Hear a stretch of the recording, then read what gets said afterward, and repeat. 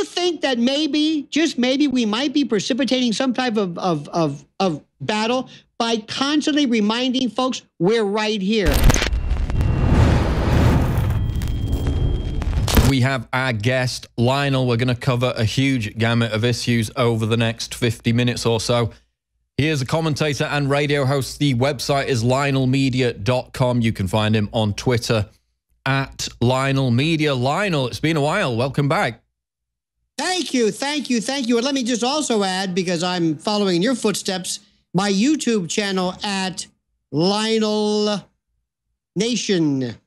Lionel Nation on YouTube. Go and check that out. Building his YouTube channel there. Again, vital to have that reach across all these different platforms. Lionel, I want to start with North Korea because we just we were covering the fact that basically Trump has said he won't talk to Japan and South Korea if there is a military attack on North Korea. They have said all along, before anything happens, you need to talk to us first. That looks like it's not going to happen. We have it tied in with the Syria narrative, you know, that Trump was right to bomb Assad in Syria, that sent a strong message to North Korea. It seems to have worked, at least domestically. His poll number is back up to 50%. Do you think the two issues of North Korea and Syria can be separated, or should they be treated as one grand narrative?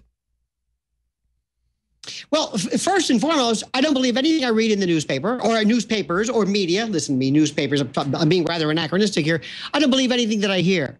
I think that, very frankly, President Trump and T-Rex Tillerson and others are getting a little bit, feeling pretty good, getting those numbers bumped.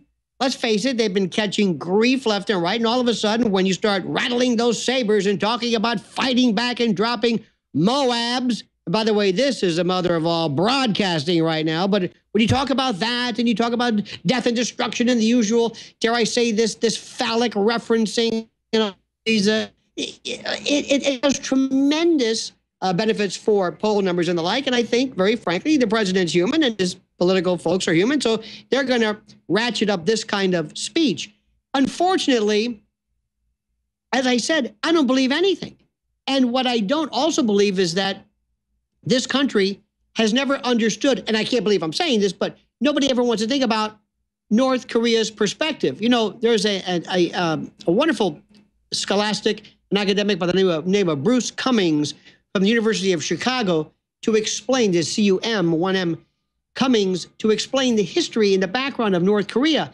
And I would venture to say, Paul, that most Americans have no idea. They're told that Kim Jong-un is an idiot, he's insane, he's syphilitic or crazy or whatever he's doing, he's a man-child, he's a lunatic, there's starvation, and they will believe this. So what I do hope, and I would be less than honest if I didn't say there isn't a part of me that says, you know, if we could somehow, perhaps by virtue of some kind of cyber shenanigans, disengage or denude someone, disengorge some of them of their ability to detonate a nuclear bomb, potentially, I'd be less than candid if I didn't say there's a part of me that thought that was a good idea. However, we're now doing cyber attacks. So how are we going to be talking to somebody else who dares to implement the same against us? Dare I say, dread Russia or whatever. So it's very, very complicated. I'm sure that we will work through this. But Paul, I don't believe anything I hear or read. No, it's also, you know, something that I've thought about many times is North Koreans, the people themselves, are kind of dehumanized. People don't realize that, you know, you're not just wiping out a horrible regime, which it is. You're wiping out millions of people who are brainwashed victims. In their heart of hearts, we know they don't support dear leader.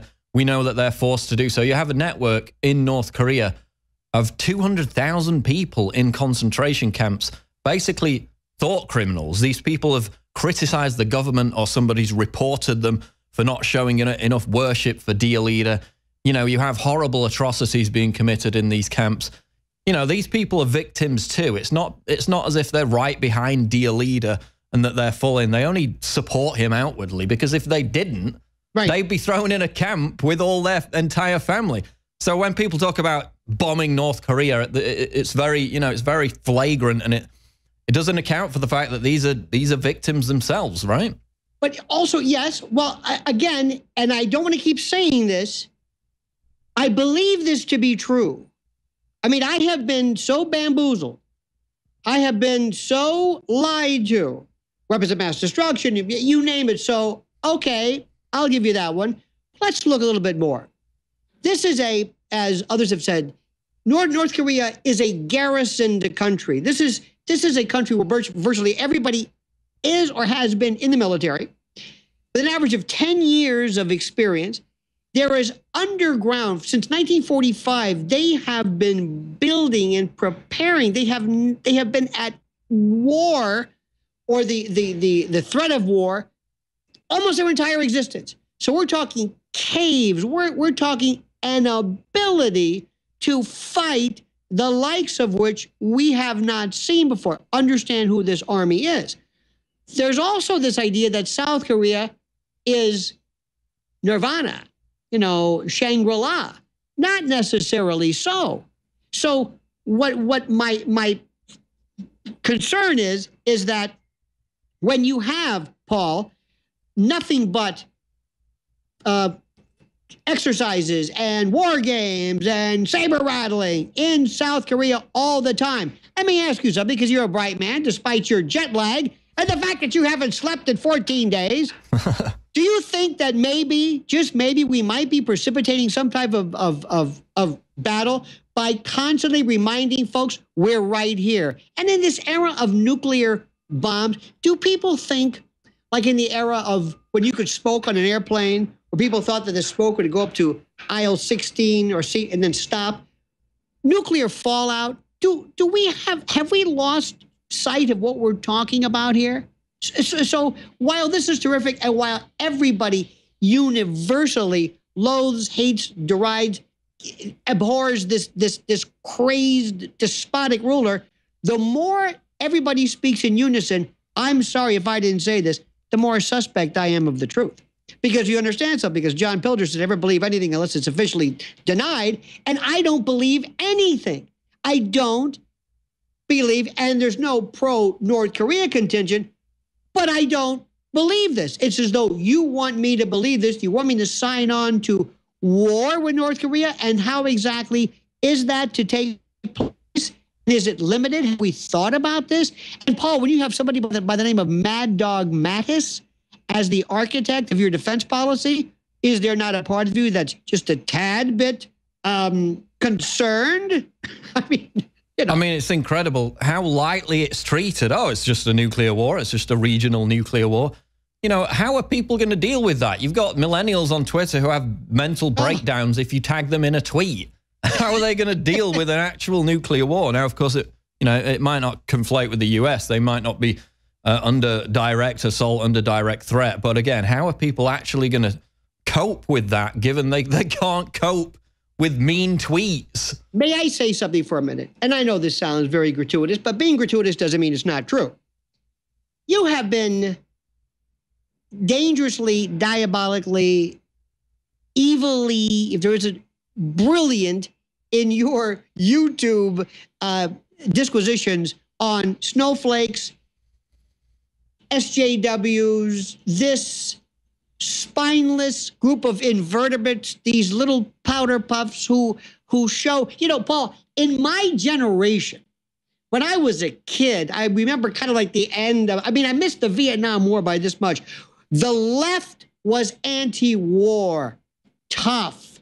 The left was dirty jokes, provocative stuff, underground, blue movie, listen to me. It was cutting edge. It was the right. It was the adults who said, stop saying that. Ooh, you're dirty. Ooh, you're hateful. Stop.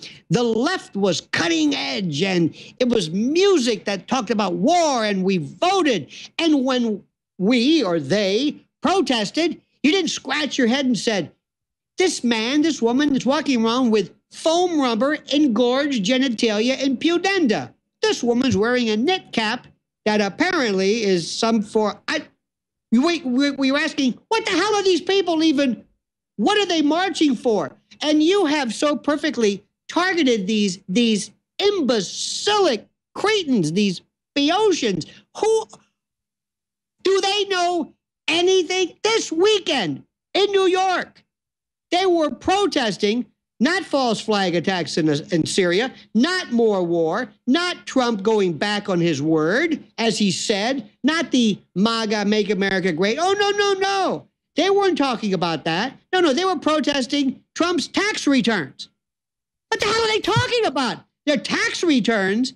What do they, do they read anything? Is this, did they sign up for this like when you rent a hall for a wedding? I got the deposit down, might as well have the wedding. Did they arrange that day for protests and they can't go back on their word? I mean, who are these people? Do they know what's going on? And by the way, the staunch, if you want to call it the right, the mindless Trump acolyte, and there are some of those, have forgotten why they voted for him.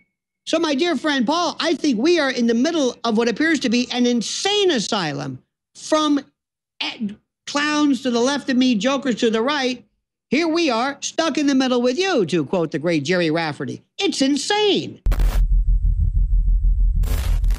Let's go to Debit in Florida. Debit in Florida, you're on the air.